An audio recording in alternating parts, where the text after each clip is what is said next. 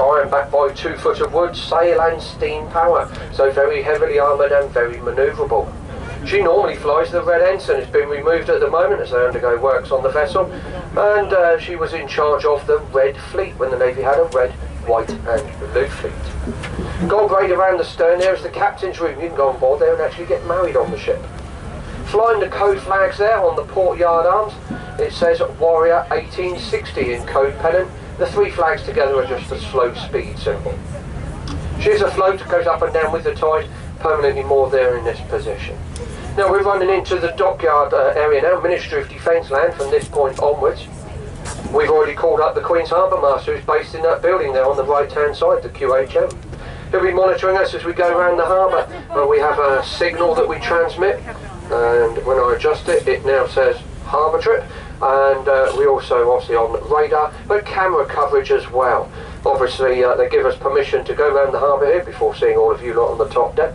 Nevertheless, they are watching us. If you've got a telephone, you can look up AIS. You'll be able to follow us as we go around the harbour, as well as many other ships as well. This is where the Britannia used to tie up here on the right. Royal Yacht Britannia used to be here.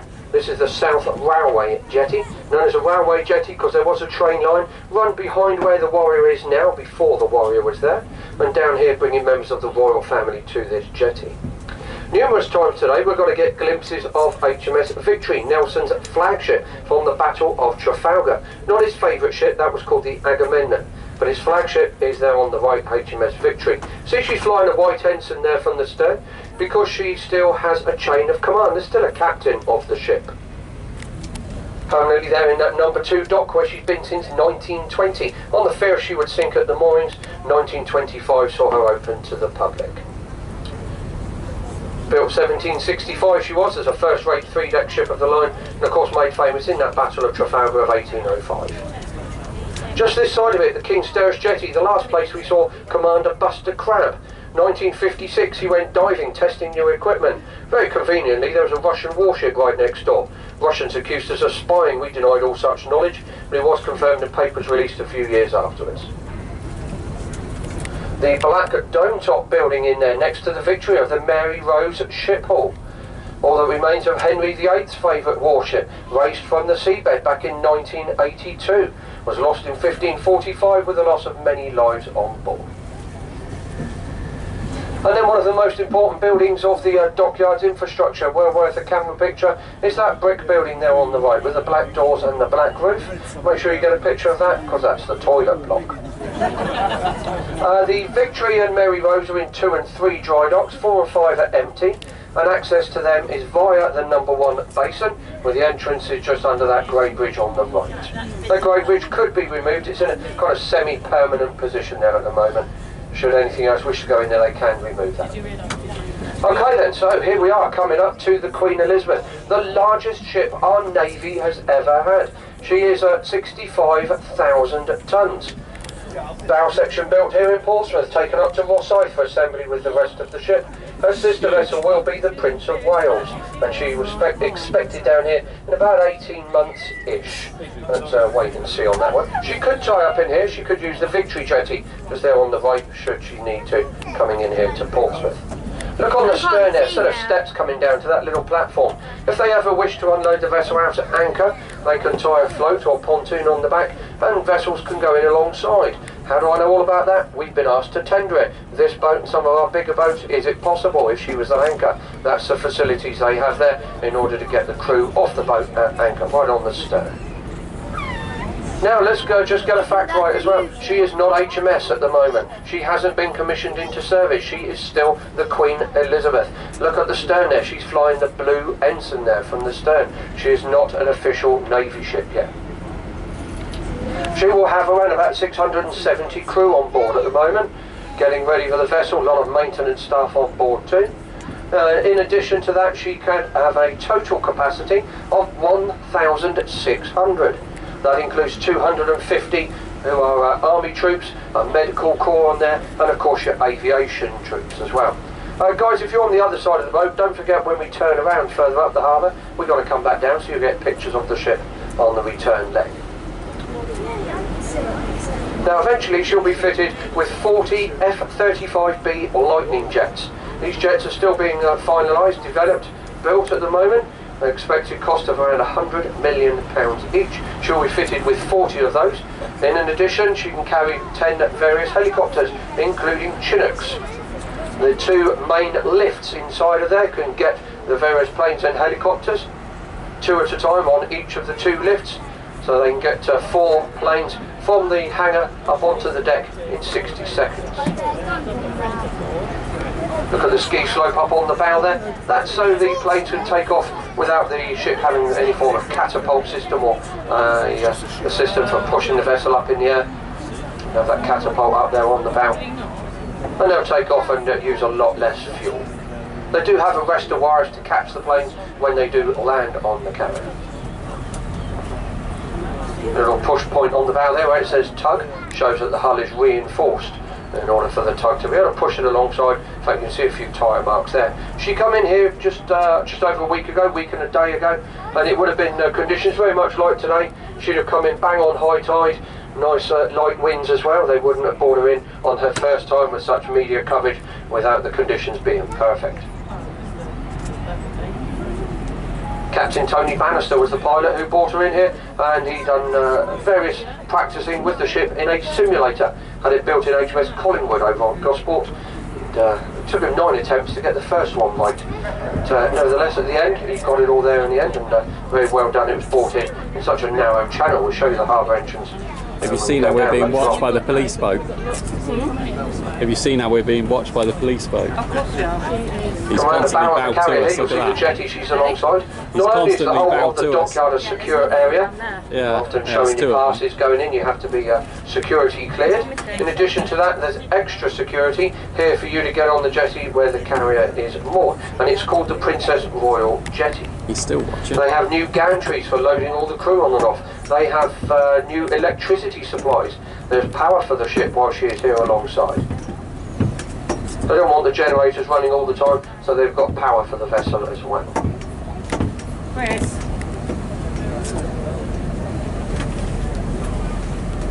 Look her alongside the quay there, you can see she's spaced out off of the quay. She's got a couple of spaces there, or like her floating pontoons. Hold her off the quay wall. If she was alongside the quay, she'd actually touch the side of the quay with her upper deck, certainly when the tide goes out. We have a 5 metre rise and fall here, so if the tide went down, she'd actually touch the quay side. Now, we'll tell you more about her in a moment. We're going to continue up through the harbour now, a few other bits and pieces to see. We'll tell you more about the Queen Elizabeth in a moment. Continuing up here on the right hand side, you'll see one of our river class patrol boats, and over the quay wall a few minesweepers and patrol boats there in the number 2 basin, the entrance of which is just around the bow of HMS Mersey there on the right. She is one of 4 river class that we have. One of them is HMS Clyde, and she's on permanent deployment in the Falklands. And are due for replacement in about 2 years' time. Up in the corner there, various tugs and work boats there, and they're right on the entrances of our various dry docks and locks. They're known as locks because our doors on both ends. We've got HMS Iron Duke here on the right, inside of D Lock. She can be sunk down to the base in dry docking use should she be needed, but it's also used as a lock to give you access into the basin behind. And they've put a lot of ships in there nowadays with the security around here, rather than being out on the front of the quay face. A lot of them have gone in behind the quay wall there in order to undergo their maintenance, but away from the face here where lots of boats around. And security obviously a little bit, not so much less tight, but obviously you've got various public boats around the area as well that could be getting near to the ships. I'll tell you more about the Iron Duke and her sister ships in a moment, which we'll see up around the corner. There's a destroyer bows out towards us there on the right. That's HMS Dragon. Her sister boat is HMS Diamond on the left-hand side up there at the UHAF, the ammunition loading area. Just between us and HMS Dragon on the right, there's a small boat there. It's an old Sandown class minesweeper. She is up for sale. Surplus 2 requirement. She's tucked there in the number 3 basin. The basin was actually dug out by prisoners of war. As they worked across the basin, they laid oak beams down on the floor, and this had made it a bit safer for them to walk across, digging out the basin as they were going. Those oak beams still exist down there today. Just going nice and steady here. They've got some works going on here under the jetties here on the right. Divers are actually down there at the moment. They're not under the jetties with the pontoons just yet, but the divers are underneath working under here, which is the northwest wall. This northwest wall is where we used to keep the Invincible, Illustrious and the Ark Royal. Okay, so a bit more about Dragon over the back there on the way. Look right in the middle, see that white thing, that little white dome? That's a Vulcan phalanx cannon.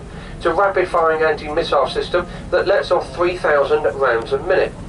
The white dome houses the radar underneath the small modern-day Gatling gun. 3 of those will be fitted on the Queen Elizabeth. Eventually they will be fitted on them. Up on the bow of the Dragon is the 4.5-inch Mark 9 Vickers gun. Behind that, the square box housing 42 vertical Seawolf missiles. She will carry 8 Sea Harpoon missiles. They're not in place at the moment. In addition to that, there's only 190 crew on board. For a vessel which is 7,350 tonnes, the largest destroyers built for the Navy since the 1960s. There's not many crew. Their predecessors were around about 4,000 tonnes, and they had 290 crew. That's a very cramped crew accommodation.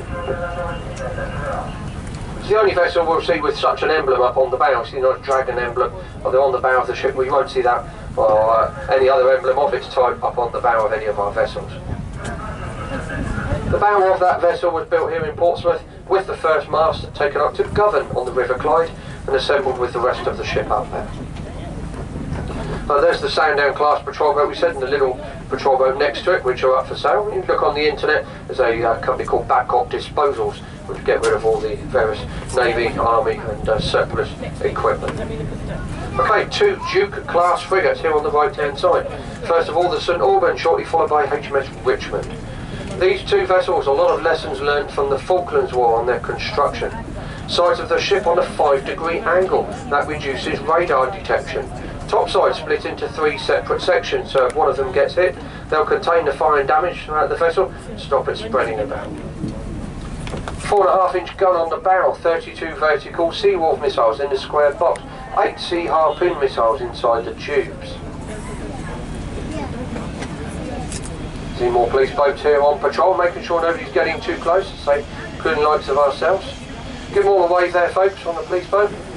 Use all your fingers. They have got loaded weapon on there as well. They are armed, they will fire should anything occur. That's all our police boats are around here. They carry the Merlin helicopter inside of these Duke class frigates as well. Just look through the gap there, see the destroyer in the distance, tucked in the dry dock there. In 15 dock, that is HMS Daring herself. We have 5 of the 6 Daring class here in Portsmouth today. HMS Duncan is the only one that's out.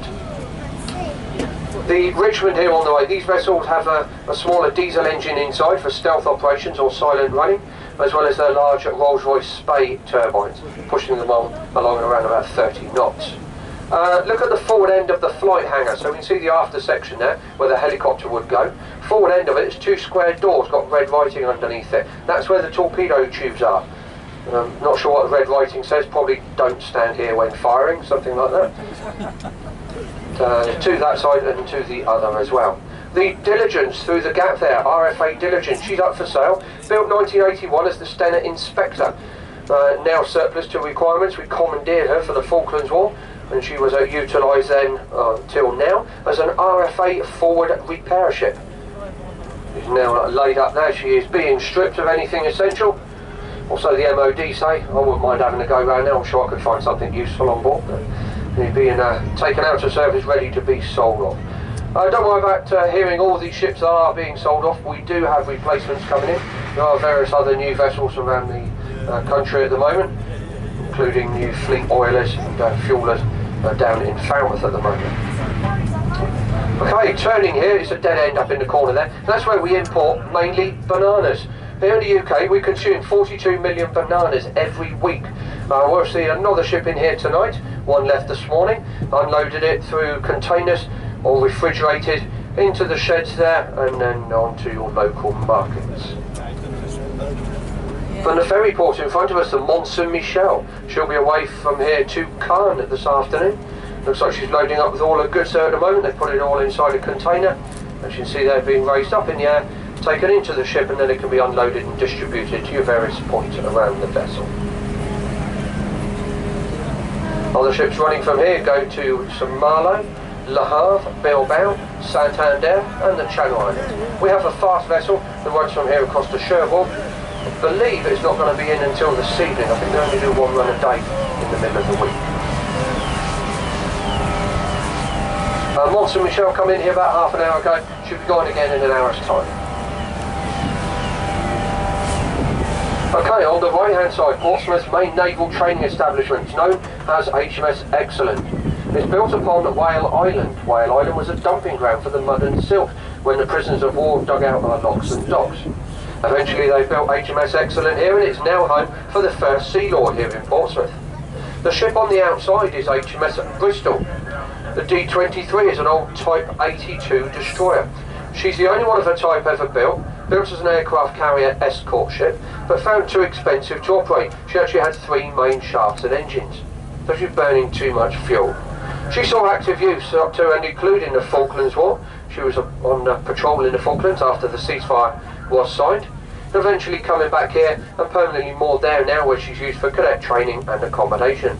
You see a few of the cadets around there today. They teach them how to sail, canoe, motorboat. They were out here rowing today as well, and I'm sure somewhere along the line before you go to sea they'll teach you how to swim.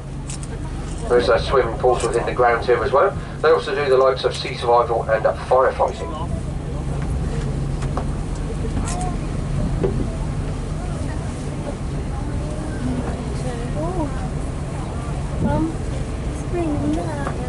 Okay, Portsmouth Open Harbour there on the right hand side. Up there in the distance is Portchester Castle. That's where the Navy used to be. It was Richard III that brought the Navy down here to the port's mouth, hence the name Portsmouth. Brought it down here, Henry VIII come along and added all the fortifications in order to protect it. Portchester Castle there on the right was built in the year 285 AD, was built by the Romans and later rebuilt by the Normans. The chalk cliffs there are the South Downs on top of the hills, where you've got a couple of the radar turrets up there. Looks like one of them's under test today. That's why they were constructed and designed, and you'll see some of these radar systems on board of our various ships.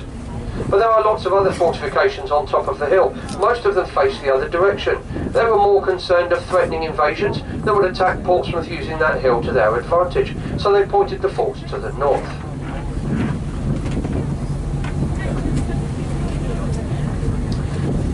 See the cadets busy waving at us there, and then all of a sudden it looks like a caterpillar as they're rowing along. Give them all a wave. I think I'd rather be in the back boat, that looks the easiest one, I think.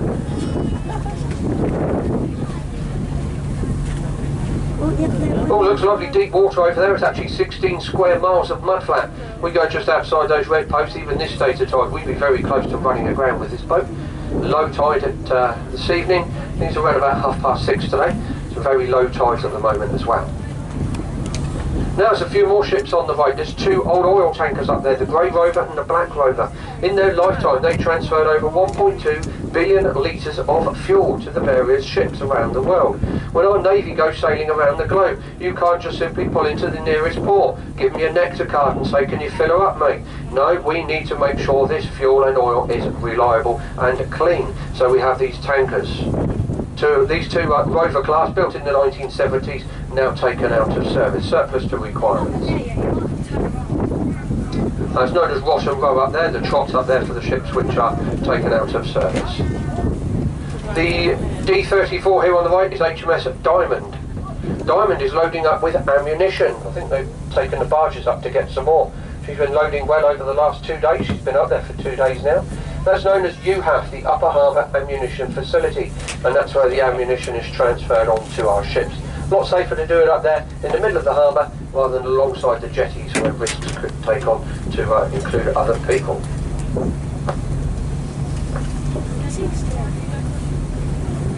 Okay, we're coming back up towards the Queen Elizabeth then here on our left hand side. Bows up towards us here. She can go either way round.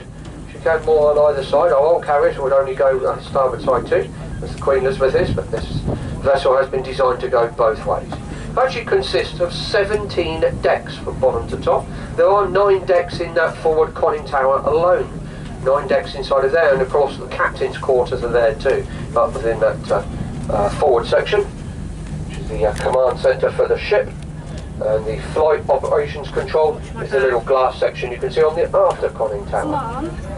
She is equipped with 2 large Rolls-Royce aviation fuel-powered gas turbines, and there is 1 funnel on each of those 2 towers. There is also 2 diesel engines, and 4 diesel engines, 2 on each of those towers as well, having the exhausts. Her 2 main shafts push the ship along. At sea trials they got 28 knots, and each one of the propellers weighs 33 tons. In order to get her here in the harbour was dredged out, and there were over 20,000 various artefacts that were pulled up. They include 8 cannons, a human skull.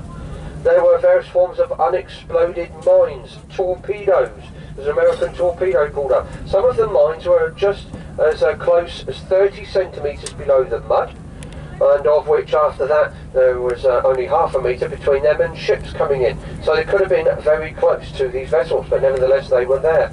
The channel here hadn't been dredged since pre-First World War. When they realised some of these risky items were down there, they had to change the programme, and the whole seabed was inspected by specialist equipment before the dredgers come in. Of course, in addition to those items, I'm sure there was a fair abundance of BMX bikes and shopping trolleys. We're not talking just here, it was all the way out through the harbour entrance and down as far as the forts. You see the 2 holes in the side of the ship. They'll be used for loading the passengers on board, or the crew on board, if she goes the other way round. On the second hole, the after one, the right hand as we're looking, see she's got a little hole just above it. That's where the shore power cable goes, or the plug to plug her in order so they can have electricity on the ship and shut the generators down. Her total length from bow to stern is some 280 metres. So she is the largest vessel that our Royal Navy has ever had constructed. We've all seen pictures of these very large battleships that we had. I think the nearest one was HMS Hood, I believe, some 57,000 tons, and we're talking 67,000 with Queen Elizabeth. She is not the first Queen Elizabeth that we have had. She is the third. The first one we had was a World War I battleship. The second one got as far as the drawing board, but that was as far as it went. It was going to be the Queen Elizabeth, but it never got constructed. That was back in the 1960s. She was going to be an aircraft carrier. So here's the third one.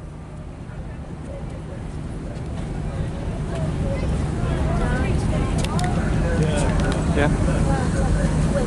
No. Well then folks, I've got a few more points to tell you about as we continue down the harbour here now and venture our way down to the harbour entrance. We've just passed Rat Island on the way. Its official name is Boa Island. Unfortunately it got nicknamed Rat Island when it was used as a prisoner of war burial ground. No decent burials were given, unfortunately, not very pleasant. The Napoleonic era, the bodies were simply dumped on the island.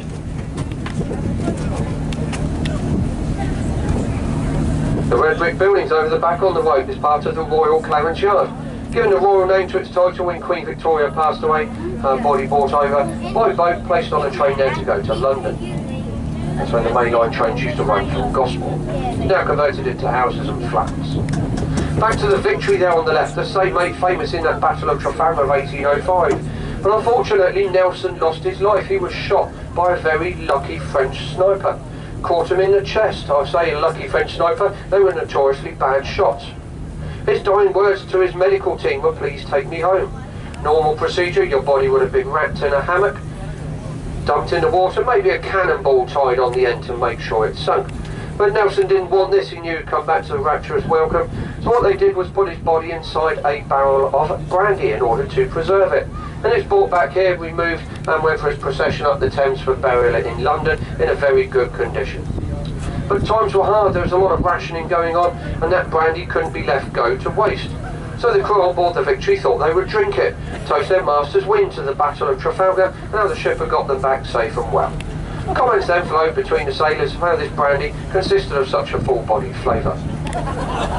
The ship will never float again. She is permanently there in that dock. I don't know if you've heard in the news lately, they're trying to set up more funds to raise money for her. They're worried the masts are going down through the bottom of the ship, and that's why the tops of the masts are missing. This is Gosport here on the right, or the God's Port, the original name given to the town by the Bishop of Winchester. Gosport Marina on the right hand side, one of the largest marinas here in Portsmouth Harbour. Home for many of the J-class yachts in the 1920s and 30s and took part in the America's Cup races. Okay, we're coming down past the Warrior again, now on the left hand side, HMS Warrior. There are replica masts, they are not original. Placed on her when they realised that when she was being used as a storage barge and converted her back to her former glory. The Spinnaker Tower here on the left hand side, 550 feet from the base to the top, views of up to 23 miles on a clear day. The main elevators are within the two stacks to take you up to those viewing platforms. There used to be a glass elevator on the outside. On the opening day, all the dignitaries got inside the glass elevator, drank their champagne canapes, got inside it, got halfway up, and it got stuck. Had to be manually lowered by the emergency services, took them some 4 hours to get out.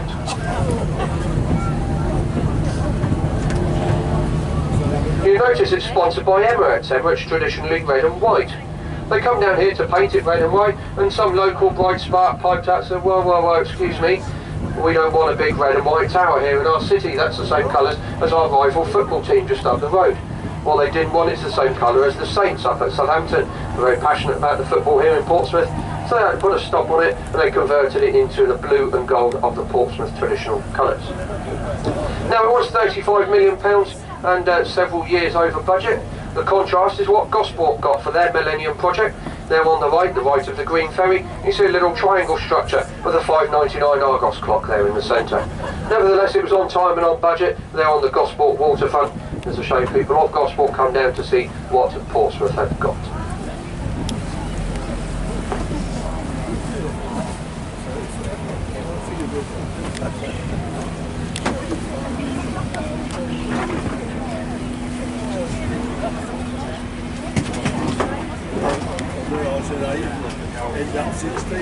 Well, I've just asked permission to cross the harbour. We've got a few vessels on the move here, so we go nice and steady. One of the Isle of Wight ferries just coming out. Up on the right is Haslam Creek. That's where the submarines used to be, but we're a nuclear-free city, so the submarines were taken away from here. And also coming up on the right is the harbour entrance. It's the only way in and out of Portsmouth Harbour. Used for everything from smaller yachts and boats to Isle of Wight ferries and of course the Queen Elizabeth class carrier. Outside there you can see some of the large Solent forts built to protect Portsmouth. Extend the range of the defences back in the days of Queen Victoria. 3 of those forts are owned by a gentleman called Mike Clare. Mike Clare is the former owner of Dreams, the bed company, converted those into luxury hotels. That's the Isle of Wight you can see out there. There's one of the hovercraft just making its way across as well. Hard to believe our carrier come through that entranceway there. Very narrow entrance, but they managed to get it through. The round tower in the entrance, Henry VIII's last line of defence, where they used to raise chains across the entranceway to stop the enemy ships from coming in. Now you'll see the Spice Island Inn here on the right. They used to sprinkle spice in amongst the streets, hopefully take the smell away. Spice was a major import in front of us in the old commercial dock, now used by fishing boats. That's when the sewage used to run within the streets, and to make this place smell a bit better, they sprinkled spice around there. That's where over 50 pubs within those streets. The 2 main ones remain now on the right, the Still and West and the Spice Island Inn. They do say there are haunted spirits regularly seen behind the bar. Now we're just coming up to Gunwharf. Just before we go in, see the big Union flag there on the right? That's the Ben Ainslie Racing Building for the British entry of the America's Cup. Didn't do too well this year, but got a good entry in there, and back into practice now, and we should see that back here again in about 2 years' time.